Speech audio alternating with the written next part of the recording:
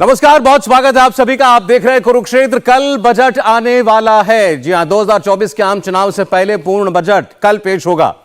किसी ने कहा था good economy is bad politics, मतलब अच्छी अर्थव्यवस्था, अच्छी अर्थनीति की कीमत राजनीति को चुकानी पड़ती है। एक साल के बाद चुनाव है तो कल और मोदी सरकार कल अपना आखिरी पूर्ण बजट पेश करेगी।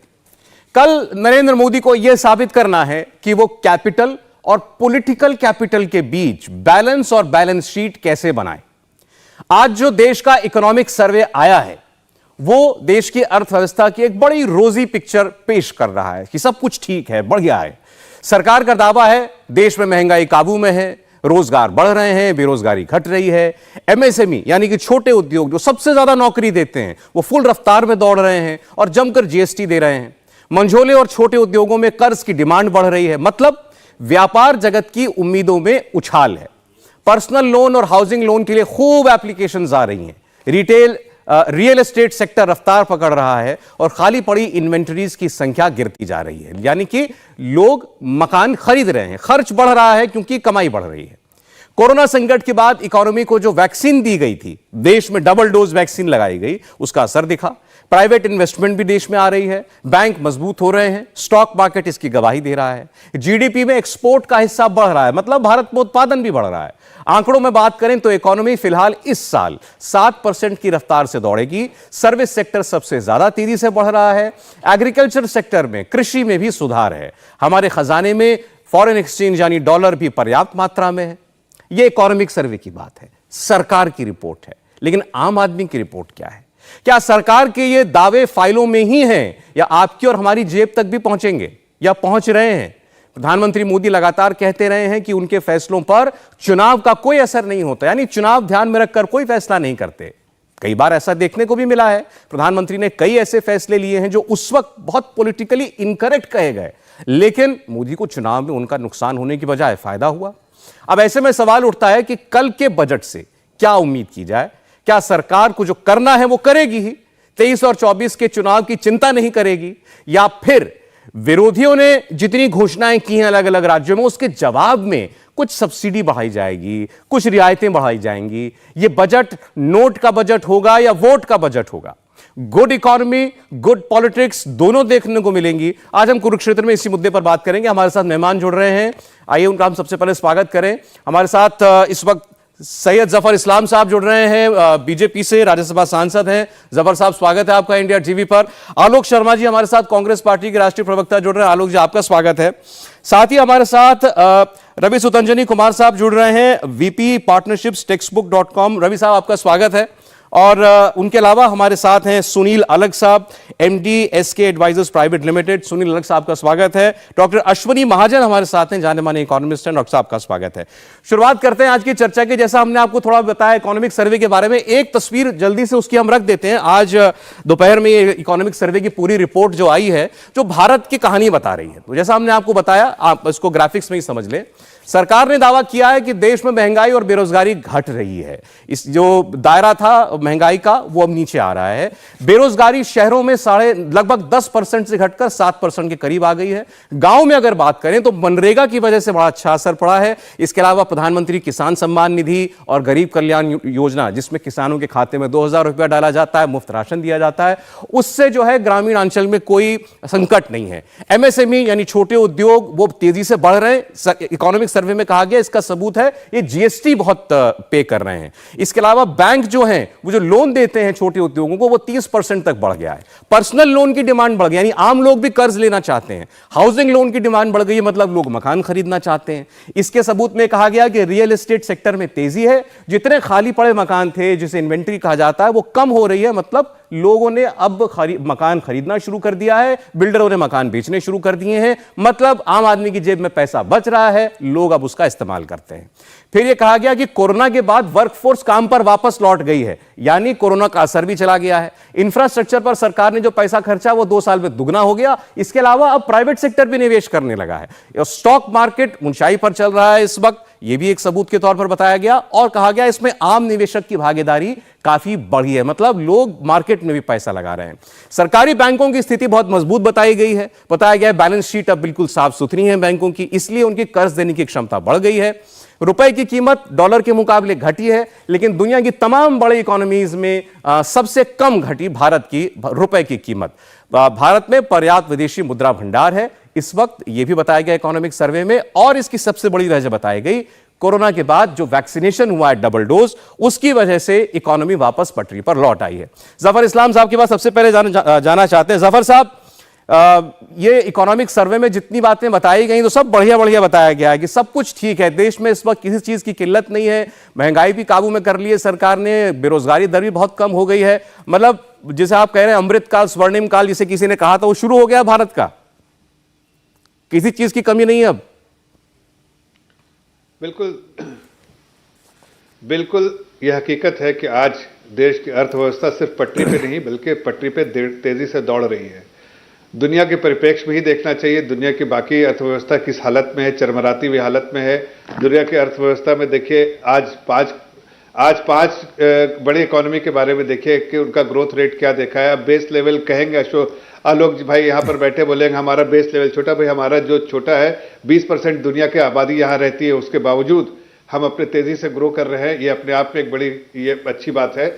आगे का फोरकास्ट जो है वो भी बहुत अच्छा है और जो फोकस होगा हमारे इकोनॉमिक सर्वे में जो दिखाता है उसके हिसाब से हर चीजें बेहतर होती जा रही है। आप चाहे जिस पैरामीटर पे देखिए तो देश की अर्थव्यवस्था अच्छी हालत में है। जहां पर फोकस होगा, जैसे अब अनएम्प्लॉयमेंट रेट के बारे में आपने कहा कि अर्बन एम्प्लॉयमेंट जो है बेहतर से, जो सीएमआई का डेटा जो है दिखा रहा है पिछले प्री कोविड लेवल के आसपास आ गया है जी। थोड़ा सा हल्का सा अगर देखिए कुछ आंकड़े जो हाई फ्रीक्वेंसी डेटा जो आते हैं उसको एनालाइज कीजिए तो लगेगा कि थोड़ा सा कहीं ना कहीं जरूरत है ज्यादा इन्वेस्टमेंट करने के। इस बार जो है वो रूरल एरिया में, रूरल डेवलपमेंट में ज्यादा फोकस होना चाहिए। मुझे लगता है कि इस पूरे इसके देखने के बाद ऐसा लगता है कि सरकार जरूर फोकस करेगी। लेकिन वो अभी बड़ी तेजी से नोट कर रहे हैं सारी बातें आपके आलोक शर्मा जी कांग्रेस पार्टी के। जफर साहब, लेकिन एक बात बताइए, ये जो इकोनॉमिक सर्वे होता है ये तो चीफ इकोनॉमिक एडवाइजर तैयार करते हैं, यानी सरकार तैयार करती है। अब सरकार तो बढ़िया बढ़िया ही बताएगी ना, सरकार कमियां थोड़ी बताती है इकोनॉमिक सर्वे में, वो तो अभी ये बताएंगे। तो आप ही बता दीजिए कुछ इसमें कमियां दिख रही है देश में। तो आपके देश को गर्व से कहना चाहिए कि अपने देश को पूरे दुनिया जो है दूरबीन लगा के देख रही है कि भारत की अर्थव्यवस्था तेजी से कैसे चल रही है। जब बाकी कोविड के टाइम में बाकी लोगों ने उछल उछल के पैसा बांटना शुरू किया तो आदरणीय प्रधानमंत्री जी ने कहा कि इससे हम सेवा करेंगे, हम लोगों को तो राशन पहुंचाएंगे, जरूरतमंद के घर बैंक अकाउंट में पैसा भी डालेंगे, लेकिन ऐसा नहीं कि पैसा सिर्फ बांटते रहो। जो यूके ने किया, जो अमेरिका ने किया, आज वहां हालात देखिए, रिसेशन, इन्फ्लेशन किस तरह से है और रिसेशन की तरफ बढ़ रहे हैं। लेकिन देश की अर्थव्यवस्था में बहुत बड़ा जो कंट्रीब्यूशन जो है, सोच का भी कंट्रीब्यूशन है कि आदरणीय प्रधानमंत्री की सोच की जितना चादर है, मैंने इसके बारे में स्पीच भी दिया था पार्लियामेंट में कि जितनी चादर है उससे ज्यादा पैर नहीं फैलाने की जो सोच है ना, उससे देश जो है बहुत मजबूत हालत में है। ठीक है जफर साहब, इस ये हम कहें तो अलग बात है, दुनिया कह रही है, लेकिन यहाँ के ऑपोजिशन के लीडर को चूंकि उनको ये गर्वान्वित नहीं महसूस करते हैं कि देश मजबूत हो रहा है, उनको वही जो है कहीं ना कहीं राजनीतिक चश्मे से देखना है हर चीज। आप पहले प्रिज्यूम कर रहे हैं कि आलोक शर्मा क्या कहेंगे, मैं उनके पास ले जाता हूं आपकी बात को। ठीक, आलोक जी ने भी पढ़ा होगा। अब मैं दर्शकों से केवल इतना कहना चाहता हूं कि हम अभी बात करेंगे कि कल क्या हो सकता है और कल से क्या उम्मीदें हैं आपको, हमें और पूरे देश को। उससे पहले आज जो देश की अर्थव्यवस्था की हालत बताई गई है उस पर हम एक कॉमेंट ले रहे हैं। जी आलोक जी, अभी जफर साहब ने कहा दूरबीन लगाकर दुनिया भारत देख रही है, यहां जाओ, यहां पैसा लगाओ। देखिए, मुझे लगता है कि वो कहावत है ना कि आपकी फाइलों में रंग बिल्कुल गुलाबी है।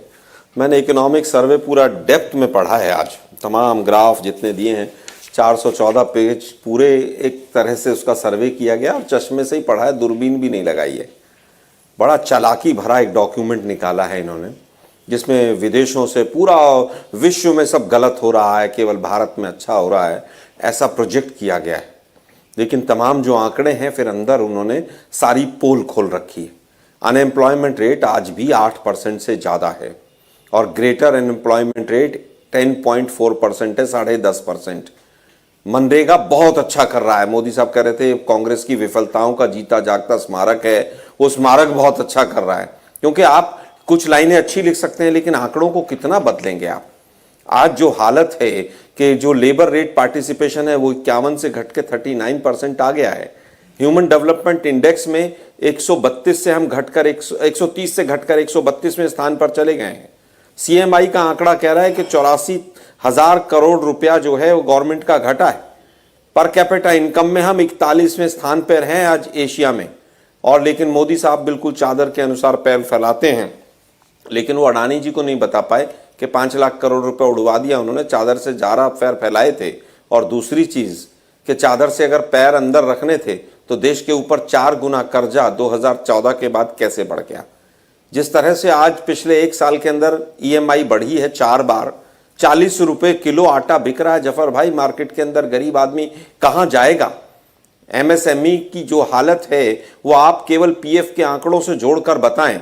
और आपका इकोनॉमिक सर्वे ये कहे कि कर्जा लोग ज्यादा ले रहे हैं इसलिए इकोनॉमी बहुत अच्छी है, मतलब बड़ा हास्यास्पद लगा। कर्जा कब लेता है व्यक्ति? एनबीएफसी की रिपोर्ट आई थी कि 92% लोगों ने जो गोल्ड लोन लिया जाता है वो पिछले 1 साल में 92% बढ़ गया है। जीएसटी का कलेक्शन इसलिए बढ़ा है कि इनपुट कॉस्ट बढ़ी है, आपकी इंपोर्ट ड्यूटी बढ़ी है, आपकी तमाम तरह की जो इन्फ्लेशन इस रेट पर बढ़ा है तो उससे इनपुट कॉस्ट बढ़ी है। और इनपुट कॉस्ट बढ़ती है तो जीएसटी का कलेक्शन ज्यादा हो जाएगा। 80 करोड़ लोगों को जो आपकी भाषा में है कि फ्री फंड में राशन दे रहे हैं, उसके बावजूद हम ग्लोबल हंगर इंडेक्स में 7 पॉइंट नीचे चले गए हैं।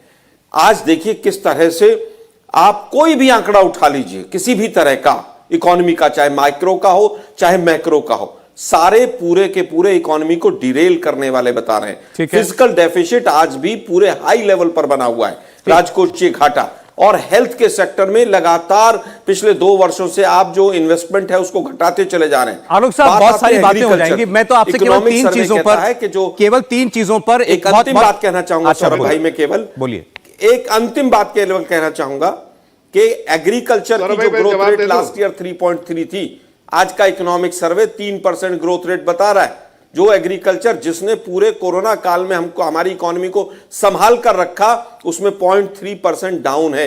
और आईएमएफ के जो आंकड़े आए हैं 6.8 से घटाकर 6.1 कर दिया है आज का आंकड़ा है। और अगर ये पिछले साल की जगह अगर 3 बार और घट गया तो ये कहां जाएगा, ये पूरी अर्थव्यवस्था का इन्होंने गुड़ गोबर। अच्छा ठीक है, देखिए 3 ही बड़ी बातें जो अभी आपने जिन बातों पर अपनी बात रखी है, आप भी उसी इकोनॉमिक सर्वे का हवाला दे रहे हैं और जफर साहब भी इकोनॉमिक सर्वे का हवाला देकर बता रहे हैं। आप दोनों के परसेप्शन बिल्कुल उलट है, 180 डिग्री की बेरोजगारी बढ़ी है या घटी है, महंगाई बढ़ी है या घटी है। ग्रोथ रेट के बारे में सरकार की तरफ से कहा जा रहा है कि ये दुनिया का ब्राइट स्पॉट है, इसको आईएमएफ भी मान रहा है, तमाम एजेंसीज की रेटिंग बता रही है, एजेंसीज के फोरकास्ट बता रहे हैं, वो भी इसमें दिया गया इकोनॉमिक सर्वे में। आलोक शर्मा कह रहे हैं कि नहीं, ये बताया जा रहा है कि हमारी इकोनॉमी स्लो डाउन में जाने वाली है अगले साल से। ठीक है, मैं ये बात लेकर के जाना चाहता हूं, हमारे साथ डॉक्टर अश्वनी महाजन है, इकोनॉमिस्ट हैं। डॉक्टर साहब अब आप निर्णय करें, देश को बताएं जरा, हम इस वक्त बाकी देशों से, अच्छा उन तक शायद हमारी आवाज नहीं जा रही, मैं रवि जी के पास जाना चाहता हूं। रवि, हम बाकी दुनिया की तुलना में इस वक्त कहां खड़े हुए हैं? इकोनॉमिक सर्वे क्या बता रहा है? हम अच्छा कर रहे हैं? 3 डिस्ट्रप्शन बताई गई थी, पहले कोरोना आया, फिर रूस यूक्रेन का युद्ध आया, फिर उसके बाद अमेरिका ने अपने टैक्स रेट बढ़ा दिए, वहां फेड रेट बढ़ा दिए थे तो इन्वेस्टमेंट वहां जाने लगा। इस सब के बावजूद हम बेहतर कर रहे हैं या हमारे लिए मुश्किल परिस्थिति है? Thank you so much Saurabh ji for having me. आज ही मैंने आईएमएफ का फोरकास्ट पढ़ा, 6.1% भारत का जो ग्रोथ रेट है। अगर आप ग्लोबल इकोनॉमीज देखेंगे, सारी मेजर इकोनॉमीज पे इंडिया आज भी एक बहुत ब्राइट स्पॉट पे है।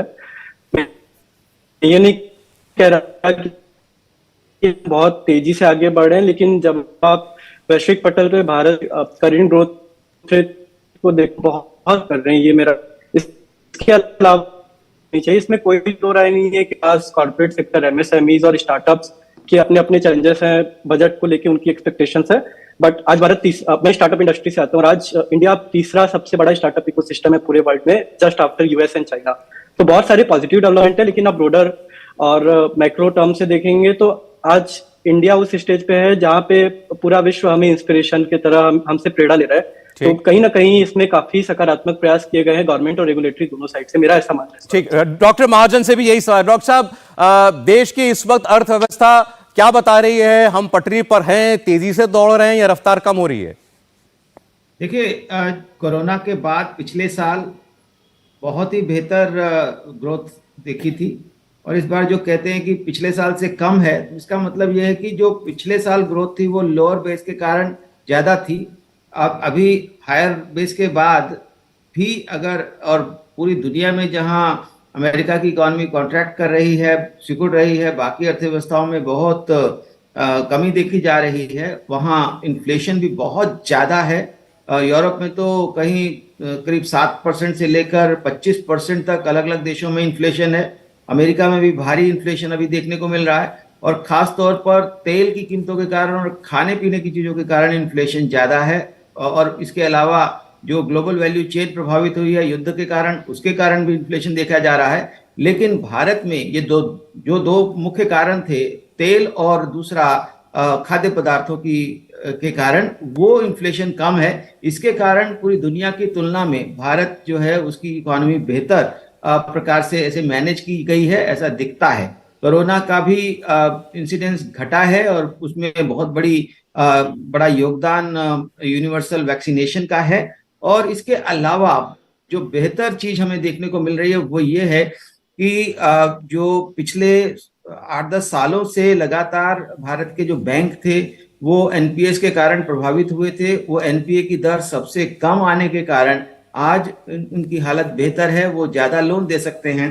जो लोन्स की डिमांड आ रही है वो भी इस बात की तरफ इंगित कर रही है कि अर्थव्यवस्था में मांग बढ़ी है, और जो मांग बढ़ने का मुख्य देखिए, अभी यही बात आलोक जी ने इसी तर्क को दूसरी दृष्टि से समझाया था। वो ये कह रहे थे कि अगर कोई कर्ज ले रहा है तो इसको हम इसका इन्फ्रेंस ये कैसे निकाल लें कि भाई उसकी क्षमता बढ़ गई है या व्यक्ति की जेब में पैसा ज्यादा बच रहा है।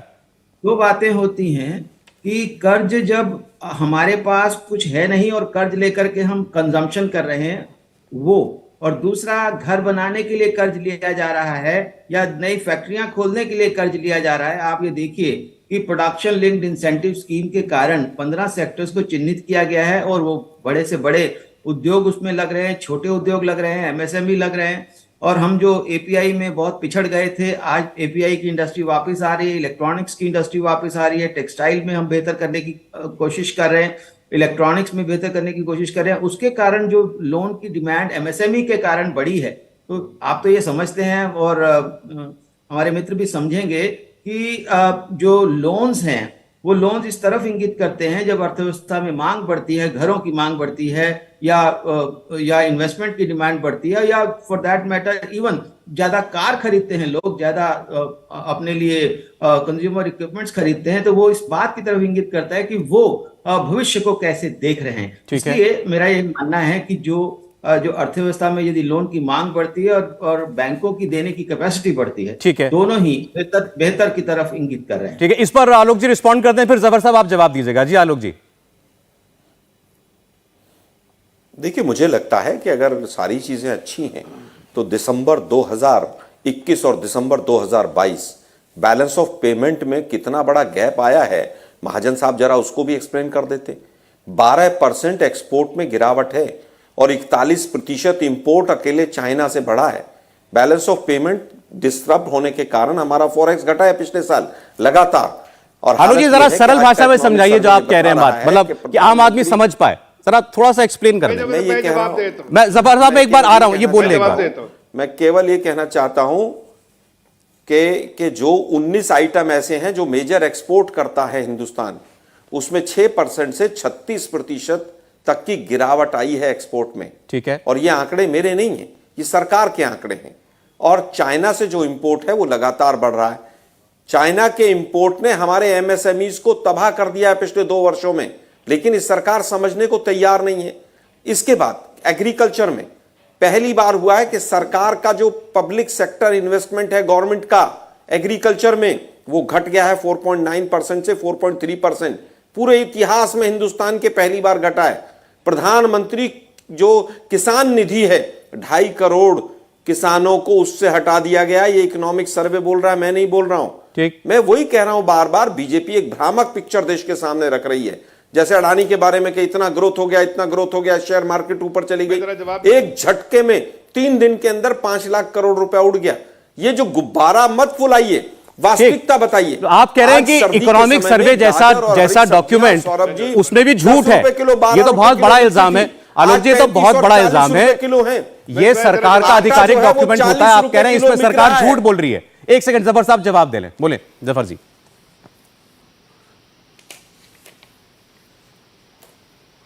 मैं जवाब दूं? जी जी जी बोलिए। और सौरभ जी मैं जवाब दे दूं? देखिए, पहली बात तो इन्होंने कहा एक्सपोर्ट के बारे में, इनको जरा 10 साल का बैक टेस्टिंग कराइए और दिखाइए कि एक्सपोर्ट जो है वाकई ग्रो किस समय हुआ है।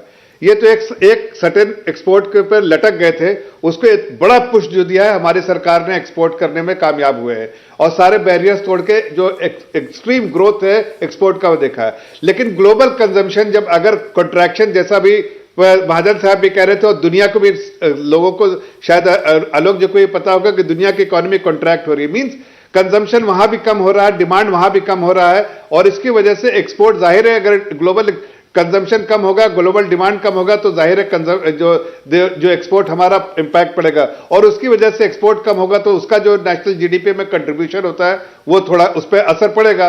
तो हमने जिस तरह से एक्सपोर्ट जो रिकॉर्ड ग्रोथ किया था उसमें हो सकता है कि इस बार लास्ट क्वार्टर में कमी आ सकती है और उसकी वजह आ सकती है कि दुनिया के आंकड़े, एक्सपोर्ट तो बाहर करते हैं ना, आपके घर में तो नहीं करते हैं, वो लोकल कंजम्पशन है, जो बाहर के लिए कंजम्पशन जो है उसमें कमी आई तो जाहिर एक्सपोर्ट कम होगा, ये पहली बात। और दूसरी बात जो ये कह रहे हैं कि बैलेंस ऑफ पेमेंट की, अरे जरा इतिहास को उठा के पन्ने को देखिए मेरे भाई, कब ऐसा वक्त आया था कि 13 महीने तक का जो है बैलेंस ऑफ पेमेंट के लिए पैसा सरकार देश में इतनी जो है मुद्रा राशि जो है फॉरेन करेंसी रहती होगी। आज भी 9.5 महीने के बैलेंस जो है पेमेंट की जो है स्थिति है, ये अपने आप में एक इतिहास है, आपको आंकड़े पता है। तो इस तरह की बातें मत कहिए, गुमराह मत कीजिए, लेकिन आप भी जानते हैं कि आज बहुत मजबूत स्थिति में है। एक 13 महीने का जो बैलेंस ऑफ पेमेंट की 13 महीने की क्षमता हमारे पास थी, अभी ठीक है थोड़ा घटा है, लेकिन घटा हो उससे कोई फर्क नहीं पड़ता। आज भी 9.5 महीने दुनिया के कितनी ऐसी कंट्री जिसके पास। अच्छा चलिए ठीक है जफर साहब, अब ये तो हमने अभी की बात की, अब मैं आपसे एक ब्रेक के लिए मैं रुक रहा हूं। ब्रेक के बाद आप लोगों से हम अब कल की चर्चा शुरू करेंगे कि इस बजट से जो आम लोग उम्मीद करते हैं, और हर बार उम्मीदें लोगों की तो समान होती हैं, हर व्यक्ति चाहता है मेरी जेब में थोड़ा पैसा बच जाए, सरकार मेरा टैक्स थोड़ा कम कर दे, कोई ऐसे कदम उठाए जिससे जो चीजों के दाम हैं वो कम हो जाएं। तो क्या सरकार बजट में ऐसा कुछ करने जा रही है इस बार? दावा हर बार होता है, तो इस पर चर्चा हम करेंगे कल के बजट में क्या हो सकता है।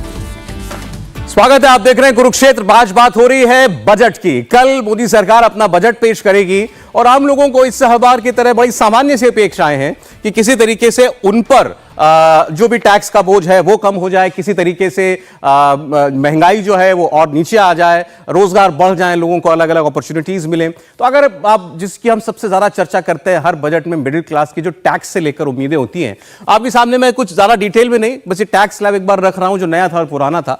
पिछले साल सरकार ने दरअसल एक ऑप्शन दिया था वित्त मंत्री ने कि लोग चाहें तो पुरानी रिजीम के तहत अपना इनकम टैक्स रख सकते हैं या जो नया सिस्टम लागू किया था उसके तहत। फर्क केवल इतना था कि अगर नए सिस्टम में टैक्स स्लैब कम कर दी गई थी, लेकिन जितनी रियायतें दी जाती हैं, जितने डिडक्शंस दिए जाते थे आपको, जिससे आपकी टैक्सेबल इनकम कम हो जाती थी, वो सब हटा दिए गए थे। या आपके पास ये चुनाव करने की आजादी थी कि आप पुराने सिस्टम के तहत ही चलें जिसमें टैक्स स्लैब ज्यादा थी लेकिन साथ साथ आपको डिडक्शन का मौका मिलता था। इस बार क्या किया जाएगा? क्या वित्त मंत्री इसमें कुछ और रियायतें कर सकती है? टैक्स स्लैब नीचे आ सकती है? एक बार जरा मैं इस पर एक कॉमेंट लेना चाहता हूं। हमारे साथ अर्थशास्त्र, अच्छा सुनील साहब हमारे साथ जुड़ गए। सुनील अलग साहब स्वागत है आपका इंडिया टीवी पर। पहले तो मैं आपका एक कमेंट ले लूं।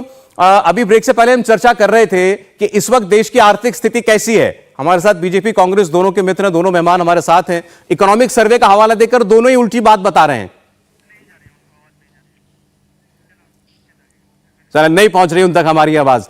ठीक, फिर हम एक बार महाजन साहब के पास जाना चाहते हैं। महाजन साहब, नौकरी पेशा लोग उम्मीद करें कि इस बार कुछ अलग होगा। मुझे तो याद है एक इकोनॉमिक सर्वे ऐसा भी आया था जिसमें यह जिक्र किया गया था कि भविष्य में इनकम टैक्स को हटा ही देना चाहिए, खत्म ही कर देना चाहिए। खत्म ना से ही कुछ कम हो सकता है क्या? मुझे लगता है कि जो सबसे नीचे की स्लैब्स हैं उसमें जरूर कुछ राहत देने की कोशिश वित्त मंत्री कर सकती हैं। लेकिन अगर हायर स्लैब्स की बात करें तो शायद उनको राहत नहीं मिलेगी ऐसा लगता है, क्योंकि सरकार के ऊपर कैपेक्स बढ़ाने की भी एक दबाव है क्योंकि जब तक हम कैपिटल एक्सपेंडिचर नहीं बढ़ाते हैं तब तक देश में जो ग्रोथ की संभावनाएं हैं उतनी नहीं बढ़ पाती हैं। और ये अच्छी बात है कि पिछले साल के बजट में कैपेक्स को बढ़ाया गया था और इसमें इस बार और ज्यादा वृद्धि करने की उम्मीद दिखाई दे रही है। और खास तौर पर जैसा कि बात आ रही है कि ग्रामीण क्षेत्रों में रोजगार बढ़ाने की जरूरत है। कुछ लोग जो वापस चले गए वहां वो रह रहे हैं और उनको वहीं पर रोजगार मिले, मुहैया कराया जाए, ऐसा भी एक प्रयास होना चाहिए और होगा भी, ऐसा मुझे लगता है।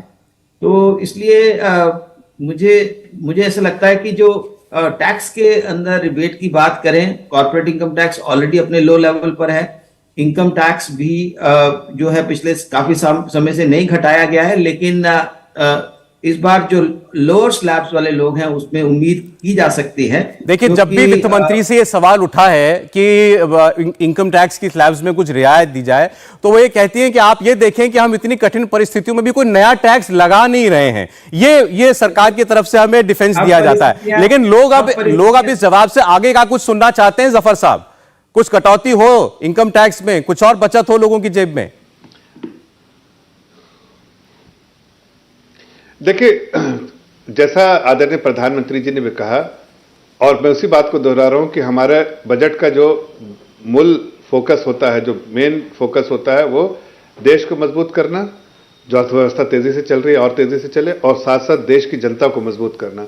मार्जिनलाइज सेक्शन ऑफ सोसाइटी, जो लोअर से मिडिल क्लास, मार्जिनल क्लास, सभी का ध्यान रखते हुए मुझे लगता है कि कुछ ऐसे सिर्फ टैक्स कट करने से, सिर्फ जैसा मैंने कहा कि सिर्फ 1.5 करोड़ लोगों को ही फायदा होता है, इसलिए कितने ही लोग टैक्स देते हैं, लेकिन हो सकता है कि पॉलिसी डिसीजन से सारी जनता को फायदा होगा, तो इंक्लूडिंग टैक्स पेयर्स को भी। लेकिन मुझे लगता है कि कुछ ना कुछ ऐसे फैसले जरूर आएंगे, उसमें टैक्स पेयर्स को भी फायदा होगा, मिडिल क्लास को भी फायदा होगा, लोअर मिडिल क्लास को भी होगा, marginalise section of the society को होगा, और जो संपन्न लोग हैं उनका कंट्रीब्यूशन से देश आगे बढ़ेगा, ये ऐसा मुझे लगता है।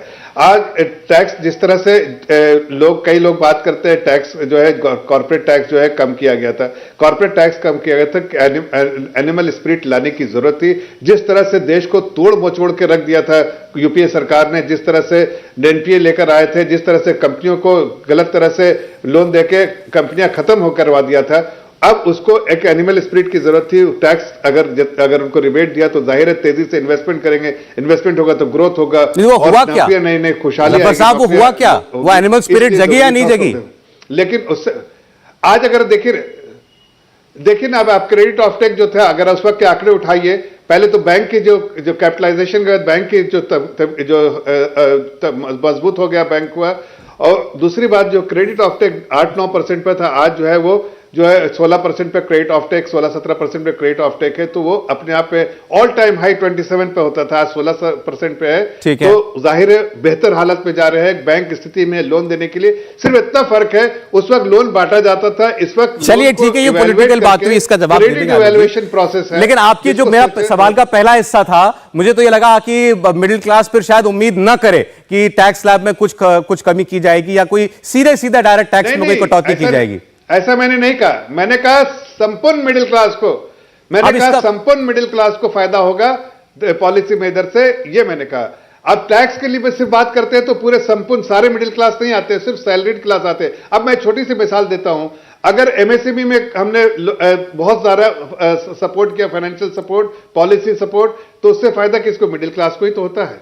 इसलिए कि एमएसएमई में ज्यादातर तो लोग मिडिल क्लास के हैं, चाहे वो ओनर हो, चाहे वो चलिए ठीक है हो, चाहे वो वहां पर काम करने वाले लोअर मिडिल क्लास या मिडिल क्लास है। उसी तरह बहुत सारे ऐसे पॉलिसी इनिशिएटिव लिए गए जिसका फायदा सीधा उनको जाता है। यहां भी होगा, टैक्स में कटौती होगी कि नहीं, ये फाइनेंस मिनिस्टर इस पर जो है अनाउंसमेंट करेंगे, लेकिन मुझे लगता है कि संपूर्ण मिडिल क्लास को फायदा होगा, ये पूरा।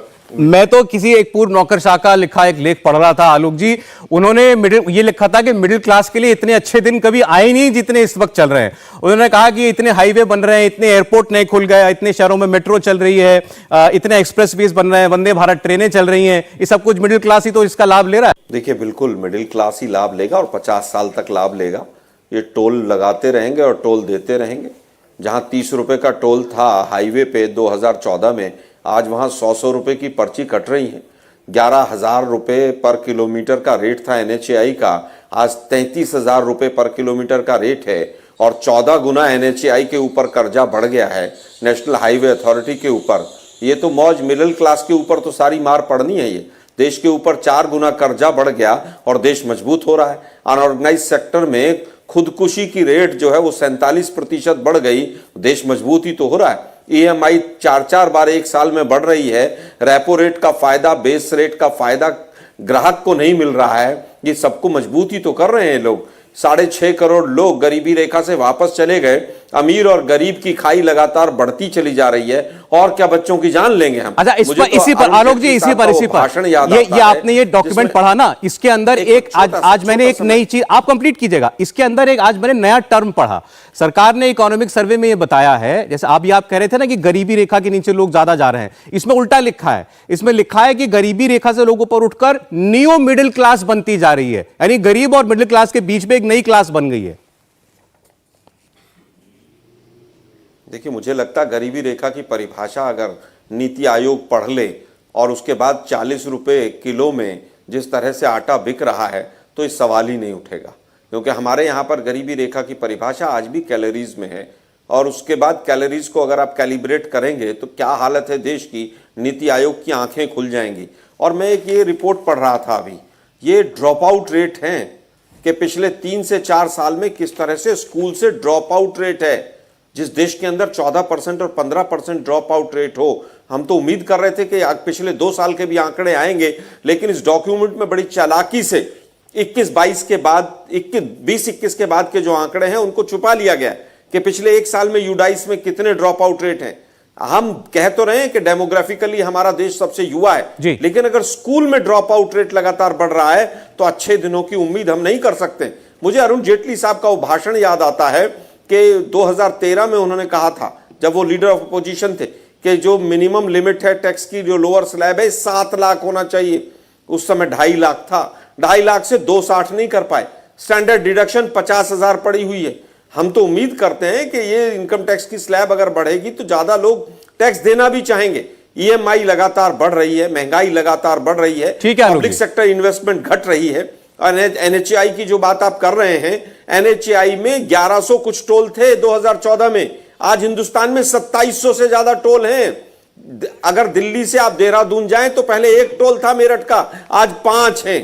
तो किस तरह से आप लोगों ने जो तमाम प्राइवेट कंपनियां हैं, ट्राई पार्टी एग्रीमेंट NHAI और बैंक के बीच में हो गया, मिडिल क्लास ही मरेगा अगले समय में। ठीक है आलोक जी, मैं इस पर आगे बात करता हूं। गरीब होता चला जा रहा है, अमीर और अमीर होता चला जा रहा है। सुनील अलग साहब फाइनली जुड़ गए हमारे साथ, पूरा आंख खोल रहा है। मैं जरा जवाब ले लूं एक बार आलोक जी, जागेगी तो दुर्भाग्य आपने जितनी बातें कही हैं, जफर साहब ने जो दावे किए हैं, एक बार सुनील साहब उस पर क्या कहना चाहते हैं जान ले।